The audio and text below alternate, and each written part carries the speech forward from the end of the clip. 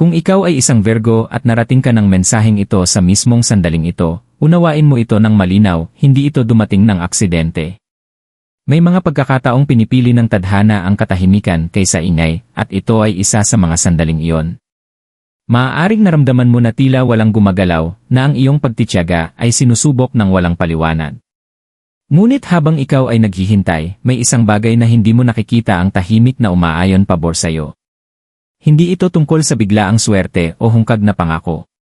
Ito ay tungkol sa katotohanan, isang planong itinago hanggang sa dumating ang tamang sandali. Ang malapit ng ihayag ay maaaring hindi yayanig sa mundo, ngunit babaguhin nito ang mundo mo. Virgo, hindi ka isang taong humihingi ng shortcut sa buhay. Maingat kang kumikilos, malalim mag-isip, at pasan mo ang mga responsibilidad na madalas hindi napapansin ng iba. Sa mahabang panahon, pinili mong gawin ang tama, kahit mabigat, kahit mabagal dumating ang resulta. May mga sandaling napatanong ka sa sarili mo kung pagkakamali ba ang iyong pananahimik, o kung may mahalagang bagay kang nawala dahil sa paghihintay. Ngunit ang tadhana ay hindi nagbibigay gantimpala sa ingay, ginagantimpalaan nito ang pagtitiis. Ang mensaheng ito ay hindi para madaliin ka o pasabikin sa maling pag-asa. Nandito ito upang ipaalala ang isang bagay na maaaring nakalimutan mo na, wala ni isang tiniis mo ang nasayang. Bawat pagkaantala ay may layunin. Bawat paghinto ay naging proteksyon. Ang paparating ay hindi basta-basta at hindi ito huli. Dumarating lamang ito ngayon dahil handa ka na sa wakas na maunawaan ito. At kapag nangyari yon, ang landas sa unahan mo ay magiging mas malinaw kaysa kailanman. Iyan tahimik na landas ng isang Virgo. Virgo, ang iyong paglalakbay ay hindi kailanman naging maingay. Hindi mo inianunsyo ang iyong mga pinagdadaanan at hindi ka nagreklamo kahit tila hindi patas ang buhay. Habang ang iba ay lantaran na nagsasalita tungkol sa kanilang mga pangarap, ikaw ay tahimik na kumikilos sa likuran, inaayos ang mga nasira, binubuhat ang mabibigat, at pinipilit manatiling buo kahit walang nakakapansin. Ito na ang naging paraan mo, magtiis muna, saka umunawa. May mga gabing ayaw huminto ng iyong isip. Paulit-ulit mong binabalikan ang mga usapan, desisyon, at sandaling napatanong ka kung dapat ba'y kumilos ka ng iba. Naisip mo kung ang pagiging matyaga ba ay nakatulong sa'yo o kung ito ang pumigil sa'yo. Ngunit kahit may alinlangan, pinili mo ang responsibilidad kaysa bugso ng damdamin. Pinili mo ang katatagan kaysa kabuluhan. At kahit minsan ay pakiramdam mo'y nilalagpasan ka ng buhay, ang totoo, ikaw ay inihahanda. Virgo, madalas na sumasabay ang tadhana sa mga hindi minamadali ang landas. Habang ang iba ay humihingi ng sagot, natutunan mong maghintay. Habang ang iba ay humahabol ng pagkilala, hinubog mo ang iyong lakas sa katahimikan. Bawat sakripisyong ginawa mo, bawat pagkakataong pinili mo ang tungkulin kaysa sa pansariling nais, ay nagdagdag ng lalim sa iyong pagkatao, mga bagay na hindi minamadali at hindi napapalitan. Naging isang taong kaya nang magdala ng mas mabigat, hindi dahil gusto mo, kundi dahil kaya mo.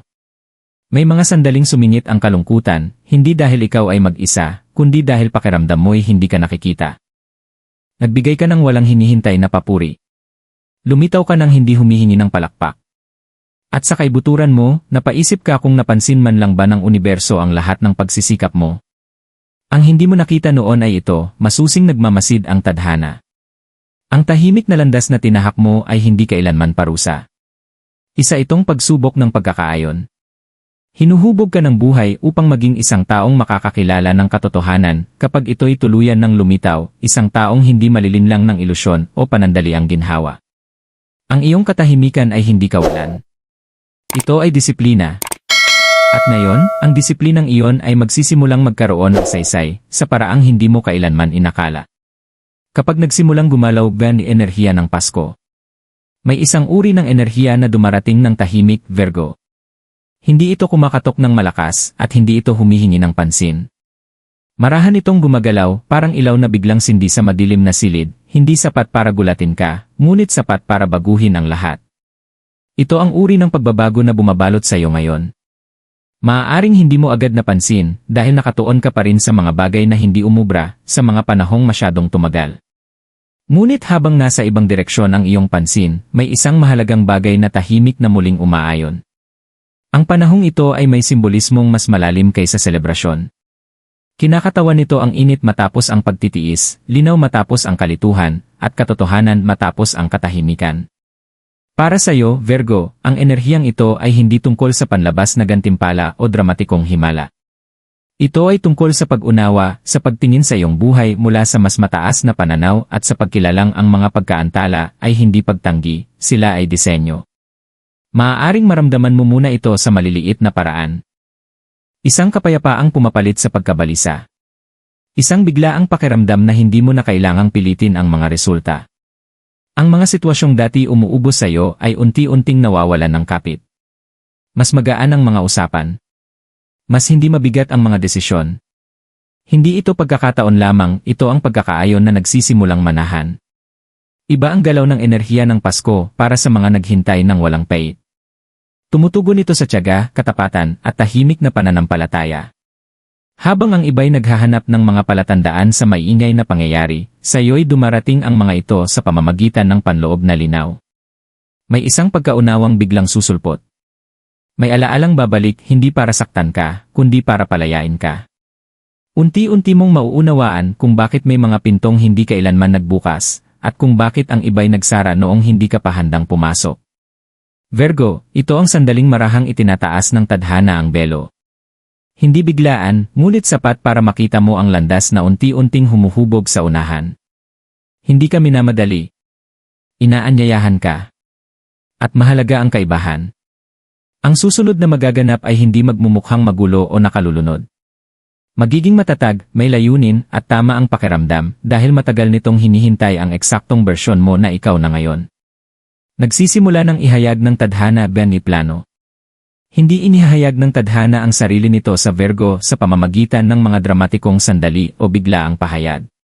Unti-unti itong lumilitaw, tulad ng katotohanan na laging dumarating ng marahan, may layunin, at kapag handa ka nang makita ito ng walang takot.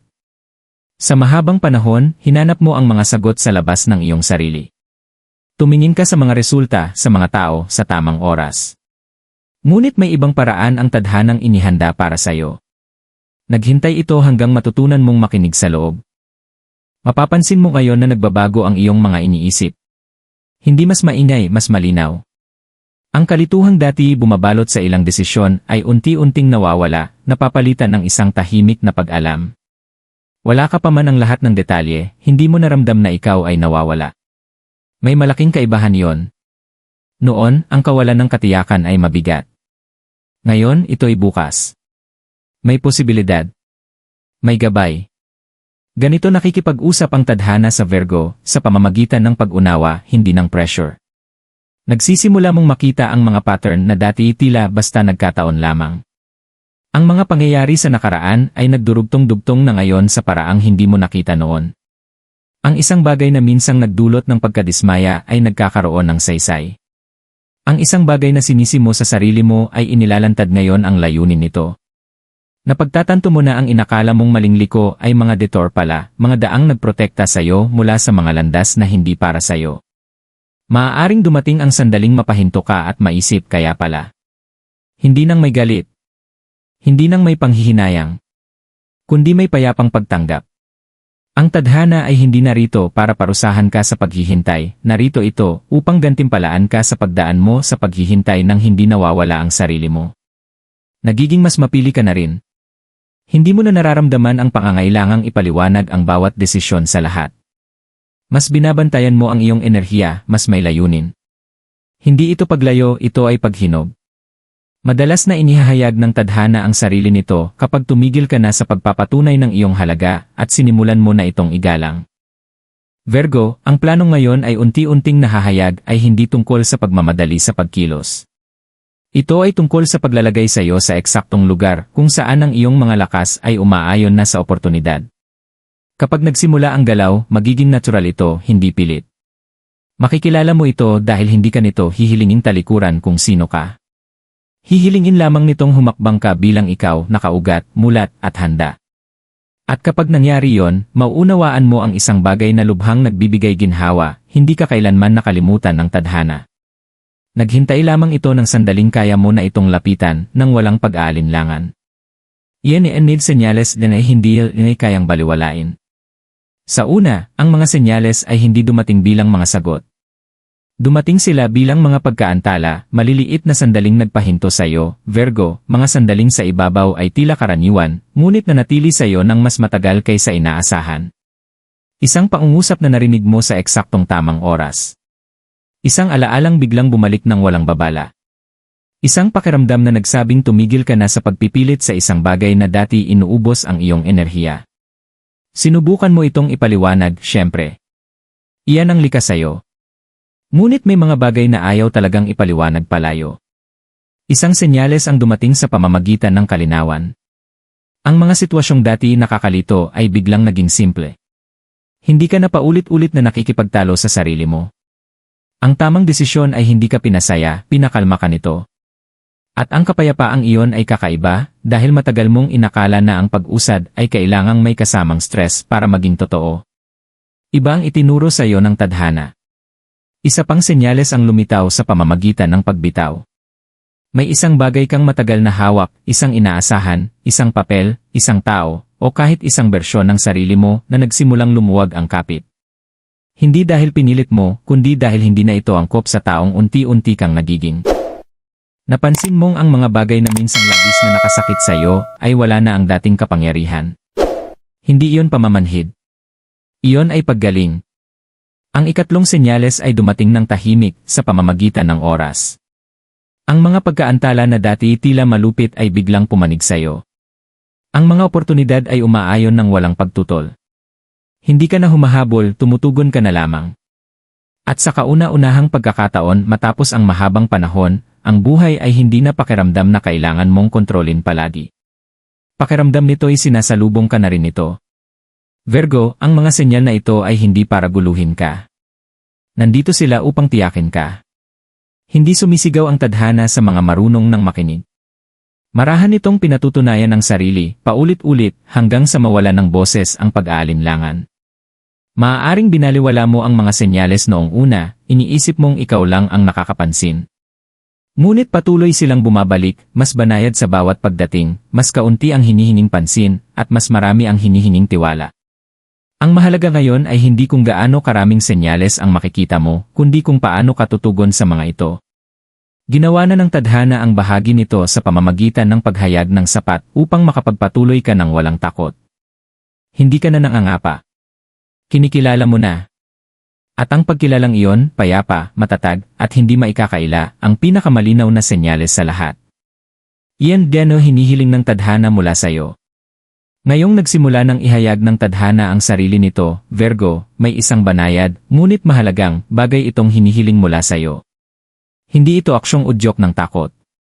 Hindi ito mga desisyong minamadali. Ang hinihiling ng tadhana ngayon ay pagkakaayon, ang kahandaang bitawan ang mga pasan na hindi naman kailanman nilalayong manatili. Isang tahimik na tapang na magtiwala sa kung ano ang tama ang pakiramdam, kahit wala pa itong agarang patunay. Matagal mong inisip na ang pagsisikap lamang ang lumilikha ng resulta.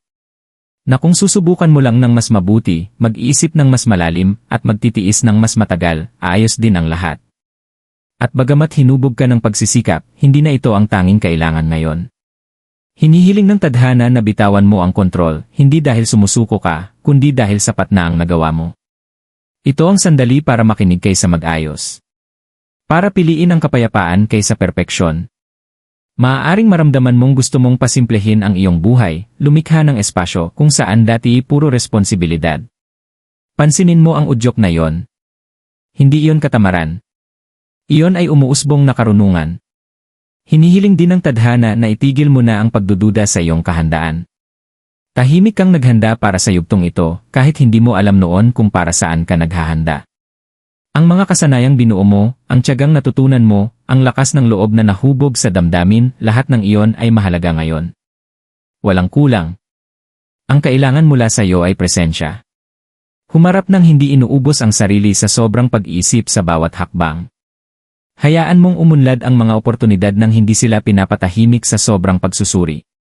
Magtiwala na ang nakalaan para sa iyo ay hindi hihilingin na talikuran mo ang iyong mga pagpapahalaga o ubusin ang iyong lakas para lamang matanggap ito. Virgo, hindi ka na sinusubok ng tadhana. Tumutugon na ito sa iyo. At habang mas marahan at may kamalayan kang humahakbang pasulong, mas malinaw na ihahayag ng landas ang sarili nito. Hindi ari kailanman nahuli. May isang tahimik na sakit na pasa ng Virgo, isang damdaming bihirang masabi ng malakas, ang takot na baka nahuli ka. Nahuli para baguhin ang isang bagay. Nahuli para pumili ng iba. Nahuli para maging kung sino ka talagang itinadhana.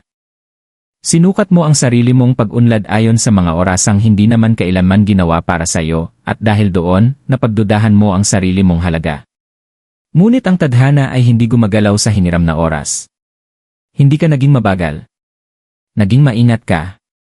Hindi ka naantala. Pinoprotektahan ka.